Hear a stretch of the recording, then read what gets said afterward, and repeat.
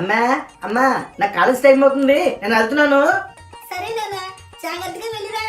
ఇదేంటి, నేను ఇంకా పడుకునే ఉన్నాను కదా, ఆ వాయిస్ కూడా సేమ్ నాలాగే ఉంది. మరి మా అమ్మ ఎవరితో మాట్లాడుతుంది? అమ్మయ్యా, వెదా కాలేజీకి వెళ్ళేంత వరకు ఇల్లు తీసి పందిరేస్తున్నాడు.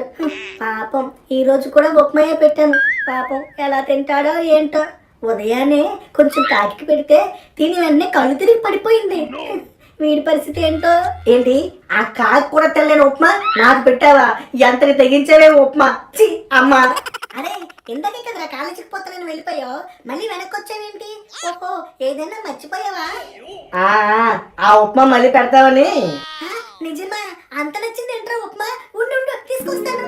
అలే, నువ్వు నీ ఉప్మా ఉదయాన్నే ఎదవగోలా. ఆయన నేను ఇప్పుడే లేచాను కదా, కాలేజీకి వెళ్ళినంటావేంటి? అయ్యో, వెదవికి మతిగాని పోయినట్టుంది. పాపం నా ఉప్మా తిన్న వల్లే అనుకుంటా. అలా మర్చిపోయింది నాకు కాదు, నీకు. ఇక నేను ఇప్పుడే స్నానం చేసి వస్తాను, టిఫిన్ రెడీ చేసి ఉంచు. కాంపనీస్ మళ్ళీ ఆ ఉప్మా కానీ పెట్టావు కనుక మర్యాద ఉండదు.